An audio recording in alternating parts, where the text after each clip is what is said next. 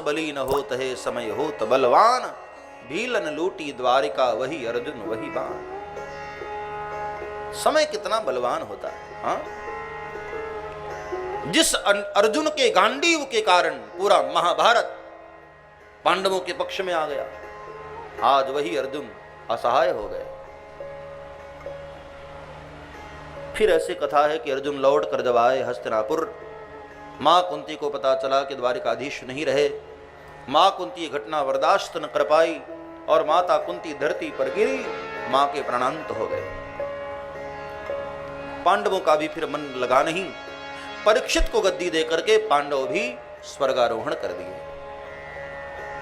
शुकदेव ने कहा, राजन तुमने शासन बहुत अच्छा किया, लेकिन तुमसे भी एक भूल हो गई राजन। एक महात्मा का तुमने भी अपराध कर दिया और इसी कारण आज मैं तुम्हें ये भागवत सुना रहा हूं। देखो राजन, भगवान कृष्ण के जाते ही द्वापर भी चला गया, कलयुग आ गया। तुमने अपने प्रभाव से कली का निग्रह कर लिया राजन, लेकिन आने वाले समय में कली स्वयं शासकों का निग्रह करेगा। कलयुग में धर्म होगा, कर्म भी होगा, परंतु शर्म विदा हो जाएगा। ये कलयुग की निशानी होगी। बाप अपनी बेटी के घर भोजन भी करने लग जाएंगे और पूछने पर कहेंगे कि भाई ये तो मॉडर्न युग है। अब ऐसा युग का बहाना देकर अपने बाप अपनी बेटी के घर भोजन भी करेंगे। देखो, कन्या दान करता है पिता, और दान करने वाली वस्तु पुनः उसके घर से फिर जल पीना अपराध माना जाता है। इसलिए दान कर दिए हुए वस्तु पर हमारा अधिकार नहीं रह जाता।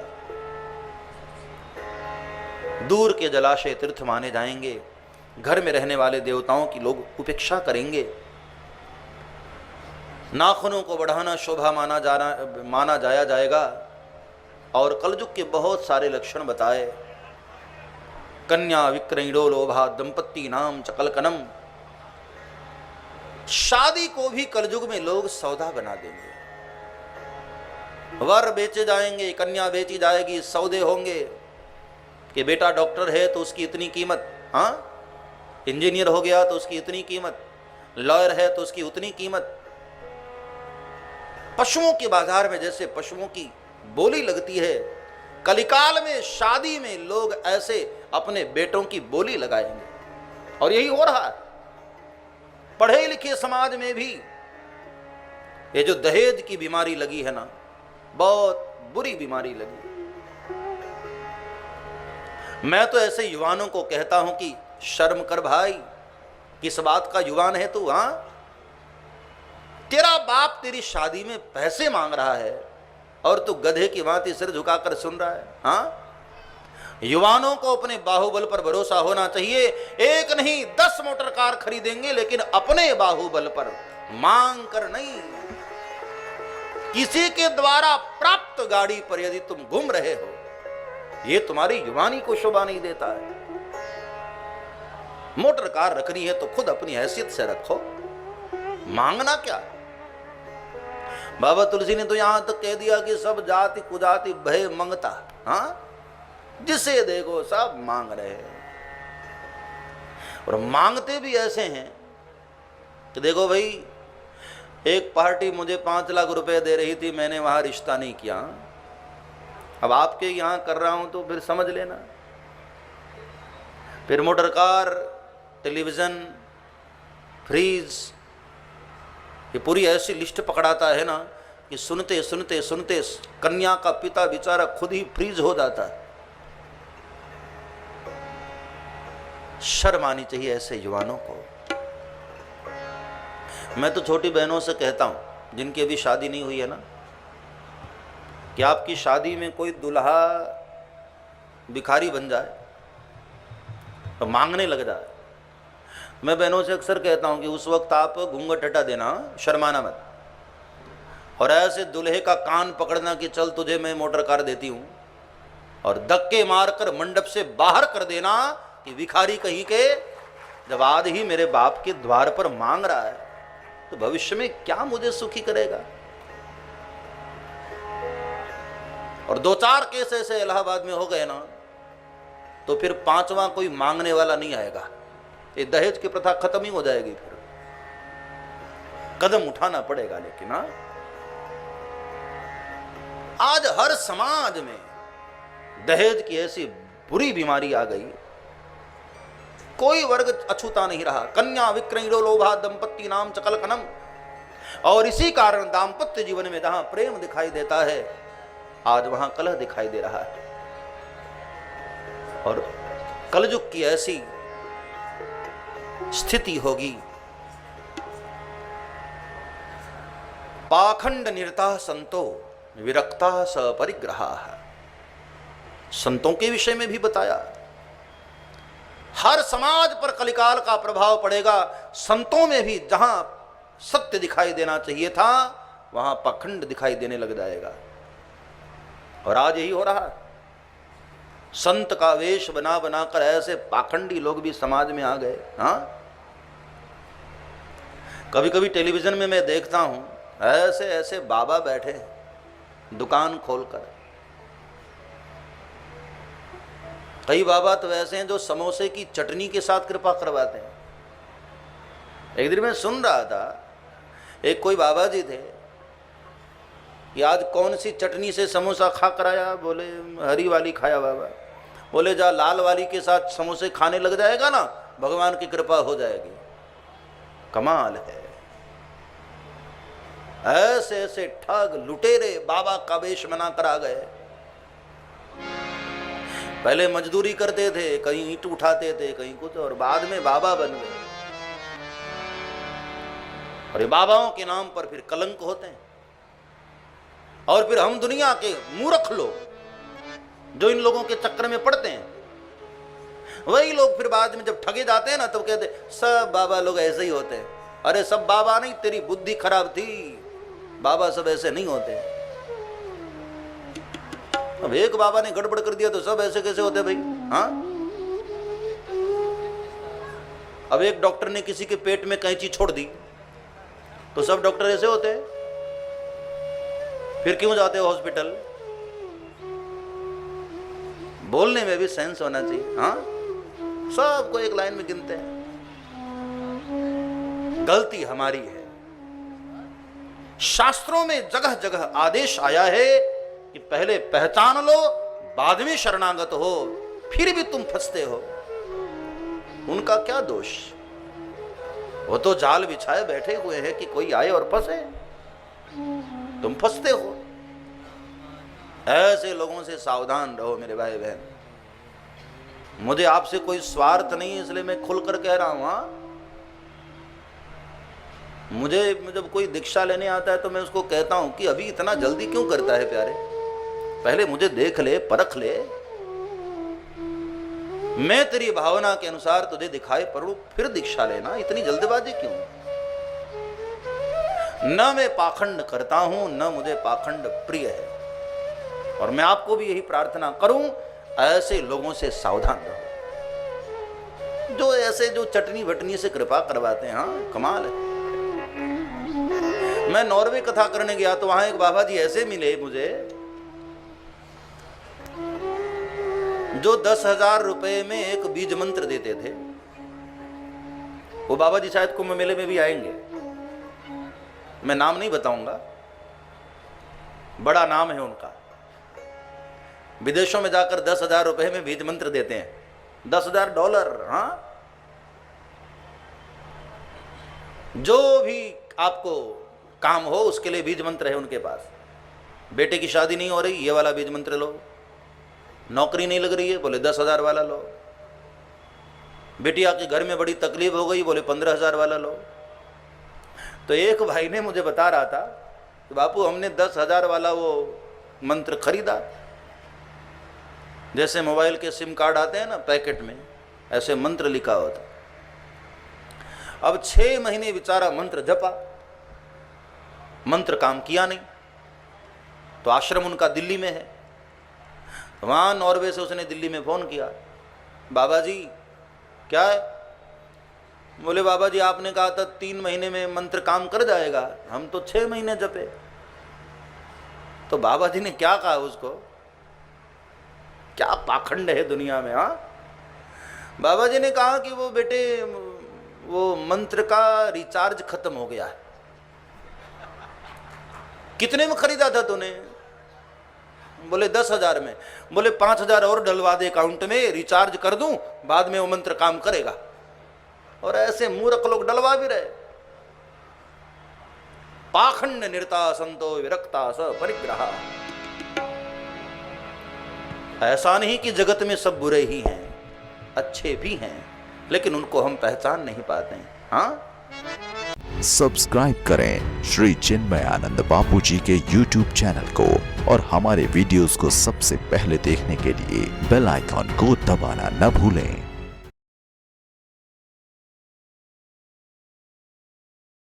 जैसे ही मंगलाचरण करके कथा आरंभ किया, उसी समय हजारों ऋषि वहां आकर विराजमान हो गए।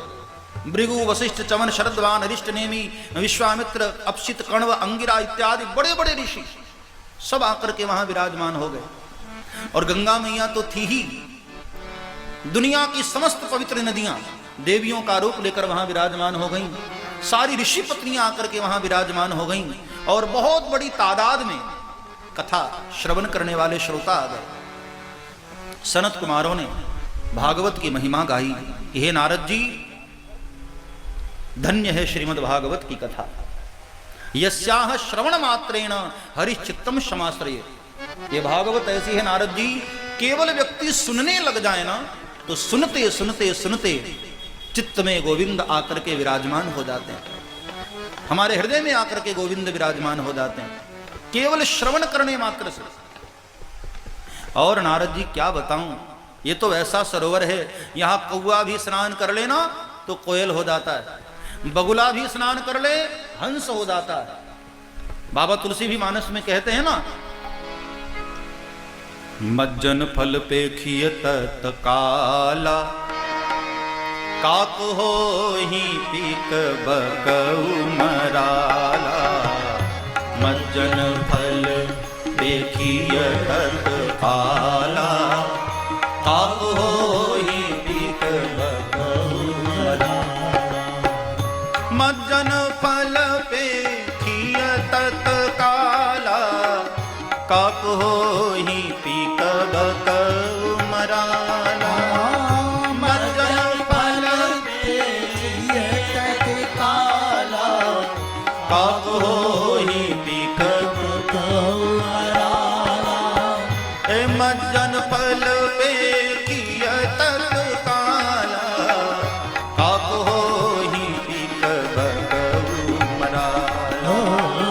मज्जन फल पेखिय तत्काला, काक हो ही पीक बकऊ मराला।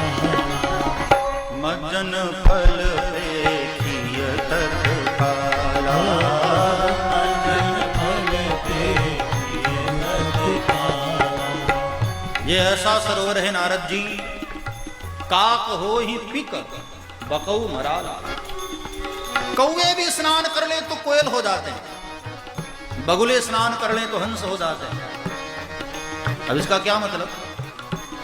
कौवा कोयल बन जाए शरीर से, ऐसा नहीं, समझो ठीक से। कोयल के गुण कौवे में आ जाते हैं। कोयल में एक गुण है, उसकी बोली बड़ी मीठी। हाँ, कौवे बड़ा कर्कश बोलते हैं, ऐसा लगता कान में कोई कुछ डाल रहा है, कड़वी चीज। लेकिन वहीं कोयल बोलती है तो आह, बड़ी मीठी बोलती है, बड़ा प्रिय लगता है थोड़ी देर और बोले।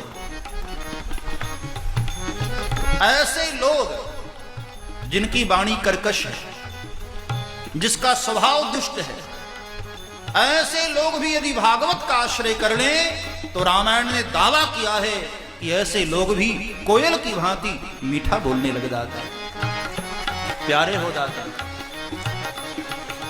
बगुला मतलब दम्भ, पाखंड, दिखावा।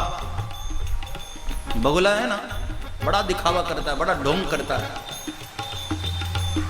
कभी कभी ऐसा ध्यानस्थ हो जाता है मछली को पकड़ने के लिए, आपको लगेगा क्या समाधि लगाकर बैठा है। मछलियां भी इसी में फंसती हैं। उनको लगता है नहीं ये तो बाबा जी हो गए, समाधिस्थ है। लेकिन जैसे ही मछली आई और तुरंत पकड़ता है।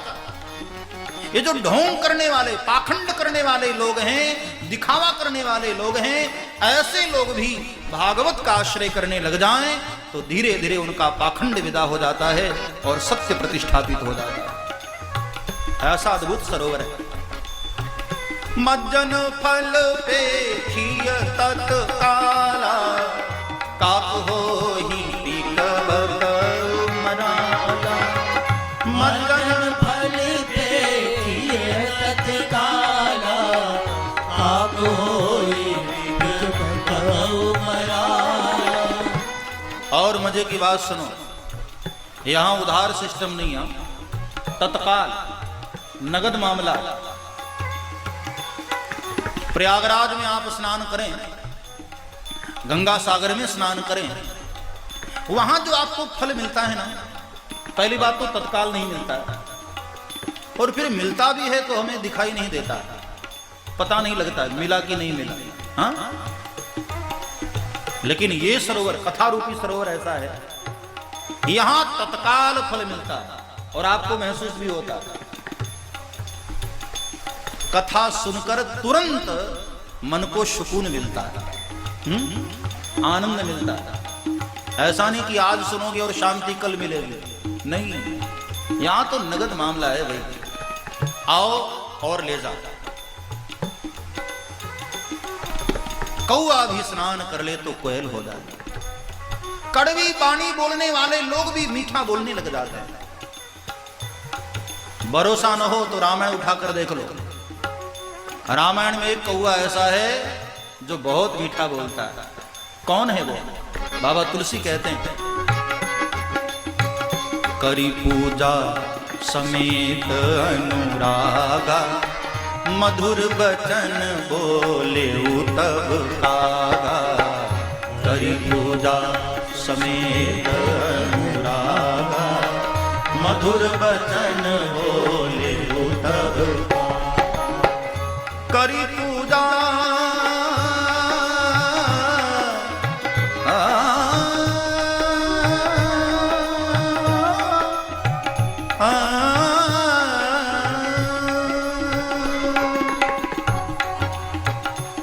मधुर वचन बोले वो तब कागा। काग भी सुन ली, क्या मीठा बोलते हैं। हाँ,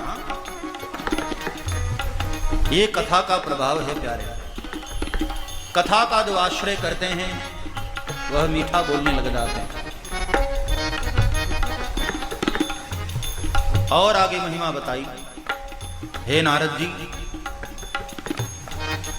विष्णु सहस्रनाम का पूरा पाठ करने से, श्रीमद् भगवत गीता का पाठ करने से जो फल प्राप्त होता है वो भागवत का एक श्लोक पढ़ लेने मात्र से प्राप्त हो जाता है। एक मंत्र पढ़ लेने मात्र से। गीता का पूरा पाठ करिए तब जो फल मिलेगा, भागवत का एक मंत्र पढ़ लो पूरी गीता का फल मिल जाता है। और अभी महिमा गान कर ही रहे थे, इतने में एक और आश्चर्य हुआ। नारद जी ने प्रत्यक्ष देखा। एवं नागाह श्रवणोरुधर में प्रकाश्यमाने ऋषि सभाया,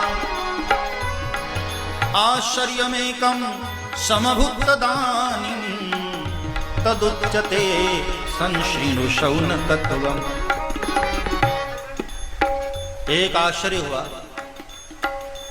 उसी समय प्रकाश का पुंज उतरा